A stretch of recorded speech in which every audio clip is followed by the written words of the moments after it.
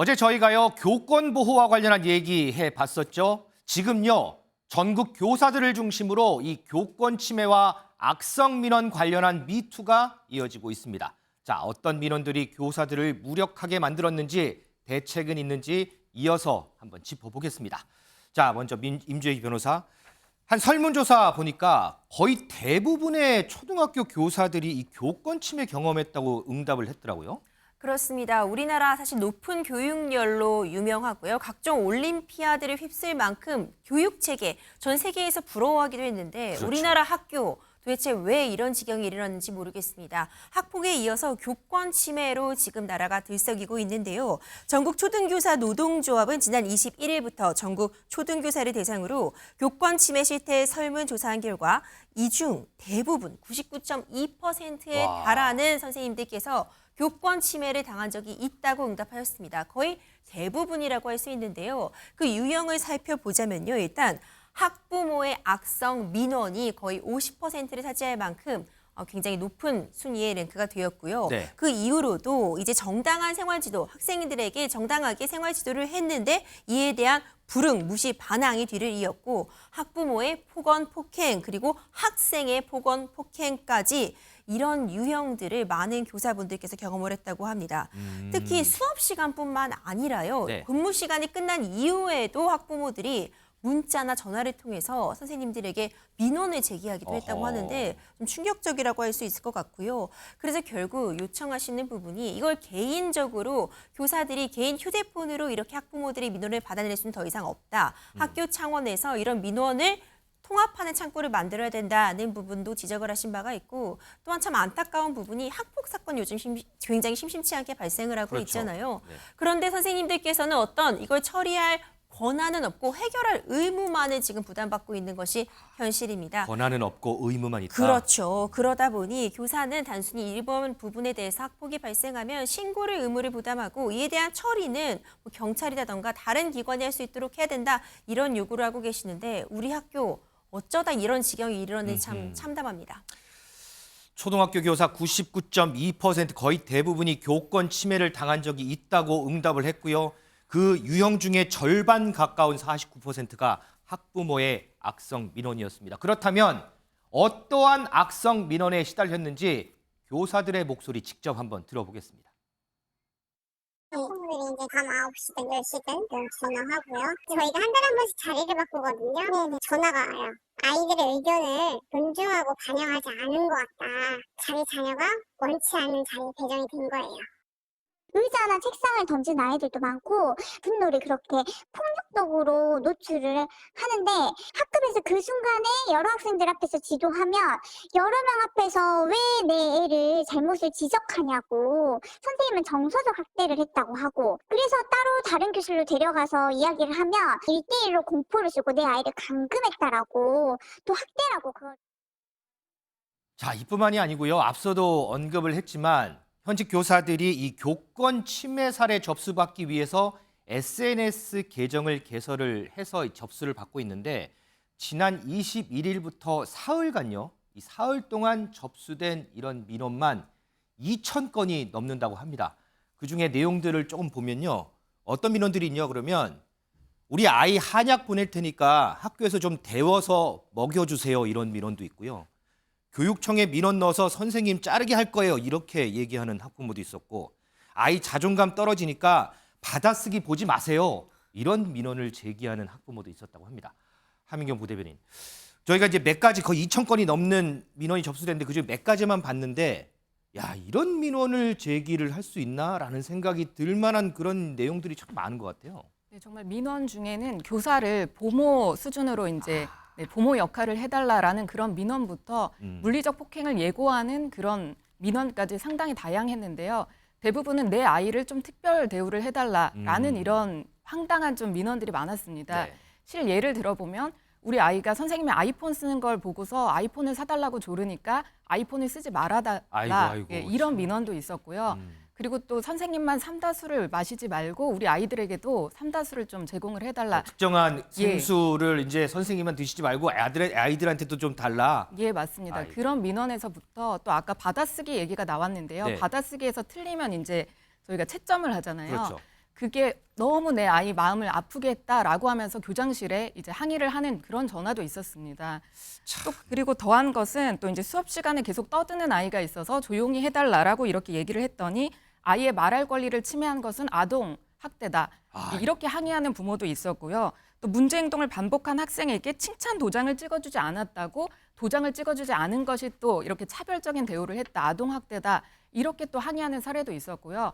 또 어떤 경우에는 나 빵에 갔다 왔으니까 한 번 더 빵에 갔다 오는 거는 뭐 예사치 않은 일이다. 교도소에 갔다 왔으니까 그런 다시 얘기를 교도소 가는 건 하면서 예사롭지 않다. 예, 맞습니다. 그렇게 협박하는 그런 사례도 있었다고 하고요. 또 더 심각한 것은 저희 뭐 임신을 했는데 이제 유산을 한 초등학교 선생님이 있었던 거예요. 근데 선생님한테 위로는 못할 망정 어떻게 이렇게 무책임하게 얘기도 없이 이렇게 임신을 할 수가 있냐라고 하면서 이틀 만에 이제 수술을 받고 돌아왔는데 그동안 우리 아이들이 수업을 받지 못한 그런 학습권을 어떻게 보장할 거냐 이렇게 따지는 학부모도 있었다고 합니다. 야, 저희는 진짜 이게 둘에 5가지 예만 제시를 했는데 하민경 부대변인이 얘기하는 사례 들으니까 정말 아이고 참 이 얘기밖에 좀 안 나오는 것 같습니다. 설주한 부회장. 근데요, 참 공교롭다고 해야 될까요? 이렇게 선생님들이 민원 받는다는 소식이 들려지니까 일부 지역에서는요, 학부모 민원이 뚝 끊겼대요. 그러니까요. 저 참 이런 얘기를 듣다 보니까 이러다가 정말 AI 학습 기능을 가진 로봇이 가르치는 날이 얼마 남지도 않았겠구나 이런 생각도 들어요. 지금 어찌 보면 선생님과 학생들 간에 어쩌면 인간적인 유대관계라는 게 있지 않습니까? 그렇죠, 우리가 맞아요. 학생들에게 학교에 가서 지식만을 배우는 게 아니에요. 학생들 간에 어떤 뭐 단체 생활을 한다든지 사회화를 시키는 과정이거든요. 맞아요. 그중에 어떤 리더가 선생님이고 그렇기 때문에 이런 부분들이 있기 때문에 어떤 뭐 농담을 할 수도 있는 것이고 뭐 학습 과정 중에 어떤 이런 부분들이 있는데 이런 말 한마디 한마디가 누군가에는 상처가 될 수도 있죠. 그런데 이제 그런 것들을 모두 다 어떤 학생이 이제 집에 가서 얘기를 하면 학부모가 그걸 다시 그 교사에게 피드백을 하면서 이러한 그 민원 발생이 한다라는 부분에 있어서 뭐 교사분들의 이제까지 우리가 밝혀지지 않은 어떠한 이런 인권 문제라든지 이런 것들이 지금 많이 이렇게 나타나고 있는데 저는 어찌됐든 간에 지금까지 이렇게 민원이 일시적으로 훅 줄었다라는 것은 그동안 얼마나 많은 민원이 있었다는 것을 반증하는 게 아니겠습니까? 또 그만큼 학부모 자체에서도 내가 이렇게 전화를 하는 게 민원을 넣는 게 문제가 되나 보다라고 또 인식을 해서 그래서 또 줄었을 수도 있죠. 그렇죠. 교사는 한 명이지만 학생들은 20명, 30명이 됩니다. 그렇죠, 그렇다고 한다면 학부모들은 최소한 두 명 내지는 예를 들어서 그 20명의 부모라고 한다면 예를 들어서 적게는 20명, 많게는 40명이 되는 엄마, 아빠 거예요. 다 포함해서. 그럼요. 그렇기 때문에 그걸 받는 그 교사 입장에서는 이게 한 명이 아니거든요. 저는 그런 면에서라면 이번에 참 안타까운 일 때문에 이런 일들이 좀 불거지게 된 점은 참 아쉽습니다. 좀 소중한 젊은 생명인데 어찌되었든 간에 이러한 일들이 다시는 벌어지지 않도록 하는 게 더 저는 중요하다고 그렇죠. 봅니다. 네. 자, 이렇게 선생님 보호하기 위해서 민지숙 기자 오늘 네. 정부 여당이 머리를 맞댔어요. 맞습니다. 오전 국회에서요 당정협의회가 열렸습니다. 주제는 교권보호 방안이었는데요. 이주호 교육부 장관이 먼저 지난해 한 해 동안 학교에서 처리된 교권 침해 사건 처음으로 3천 건을 넘었다 이렇게 이야기하면서 이런 문제의 심각성을 이야기했습니다. 여기에 정부 여당이요 앞으로 당 차원에서 교권 침해 내용을 이 생활기록부에 기록하는 방안 또 학생 인권 조례를 개정하는 방안을 추진하겠다 이렇게 약속했습니다. 오늘 오전 당정협의회 모습 직접 보고 오시죠. 스승의 그림자도 밟지 않는다는 말처럼 스승에 대한 존경은 우리 사회의 미덕이자 기본 소양이었습니다. 하지만 지금은 존경은커녕 생존권을 호소할 정도로 심각하게 교권이 무너져 내렸습니다.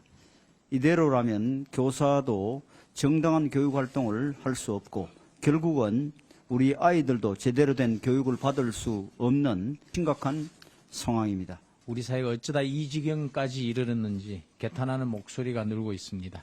숨이 막히고 밥 먹을 때 손이 떨리는 선생님이 더 이상 나와서는 안 될 것입니다. 교사를 상대로 하는 폭력도 엄연히 학폭입니다. 분노와 서름이 뒤섞인 선생님들의 이야기는 무너진 교실을 바로잡지 못하면 우리 사회가 돌이킬 수 없는 위험 사회로 가겠구나라는 두려움을 느끼게 됩니다. 임재 변호사, 이 교육부에서 보니까 이 학교 교권 침해 유형의 학부모 악성 민원도 이거 새로 포함시켜서 고시를 새로 개정을 한다고 하더라고요. 자, 이렇게 그러면 악성 민원은 교권 침해다 이렇게 딱 정의를 해놓으면 그냥 소위 얘기해서 네. 말도 안 되는 민원 이런 거는 좀 줄어들까요? 어떨까요? 사실 이게 지정이 되지 않았다고 해도 고시에 포함되지 않았다고 해도 당연히 악성 민원 선생님께 제기하면 안 되는 아이, 그럼요, 거였겠죠. 그럼요. 근데 이번 사건을 통해서 적어도 사회적인 공감을 얻어낸 건 분명한 것 같습니다. 그렇기 때문에 이 고시 개정을 통해서 기존에는 뭐 공무 집행 방해 행위라던가 교원에게 성적 굴욕감을 주는 행위, 뭐 정당한 교육 활동에 대해 반복적이고 부당하게 간섭하는 행위 등이 교권 침해 행위로 규정이 되어 있었는데요. 네. 이번에 이에 더해져서 학부모 등 보호자의 악성 민원까지도 교육 활동의 침해 행위로 아하. 정확히 명시가 됐다는 점에 있어서는 의미가 있겠지만 전 이번 사건을 바라보면서 한 가지 꼭 짚어보고 싶었던 부분이 네. 이번 사건이 단순히 교원, 선생님 대 학부모가 지금 대립하고 있는 상황이 아닙니다. 이렇게 일부 극성 학부모의 이런 악성 민원들은요, 나머지 대다수 학생들의 학습권을 침해하고 아하. 대다수 학부모님들은 이런 행위 때문에 오히려 피해를 보고 계시는 거거든요. 이번 사건을 통해서 이런 고시에 이런 행위가 추가됐다는 점이 좀 중요하다기보다는 사회적인 분위기를 통해서 이런 행동을 하면 안 되는구나. 교권은 보호돼야 되고 우리 학교가 바로 서야겠다는 데 사회적인 합의가 이루어졌다는 점이 중요할 것 같습니다. 자, 이런 가운데 지역 교육 사무를 총괄하는 이 교육감의 부적절한 발언이 또 논란이 되고 있습니다. 바로 윤건영 충북 교육감 얘기인데, 자, 어제 한 연수 자리에서 이런 발언을 했답니다. 교사들은 예비 살인자라고 인정을 하고 교사가 돼야 한다. 이런 마음 자세가 안 되겠다 그러면 자퇴하고 나가라. 교사들 연수하는 자리에서 교육감이 나와서 한 얘기라고 합니다. 함경 부위원장. 오늘 곧바로 이 윤 교육감이 사과를 하긴 했어요. 그러면서 이제 전체적인 맥락을 보면 상당히 좋은 취지의 말이었다라고 이제 뭐 여기 얘기도 많이 나오긴 하지만 그럼에도 불구하고 지금 이런 상황에서 교사를 예비 살인자라고 지칭하는 부분은 조금 문제가 있지 않나요? 이거는? 맞습니다. 사실 지금 앵커님이 지적하신 대로 지금 상황이 어떤 상황이고 지금 안타까운 그 교사의 죽음을 두고 저희가 사회 전체가 지금 공감을 하고 어떻게 재발 방지라든지 교권을 이제 회복하겠다 이런 상황에서 네. 교육감이 이제 또 교사가 되겠다는 그런 분들을 모아놓고 이런 얘기를 했다는 것은 그 의도가 어떻든지 간에 이것은 정말 부적절하고 또 비난받아 마땅하다고 생각이 듭니다.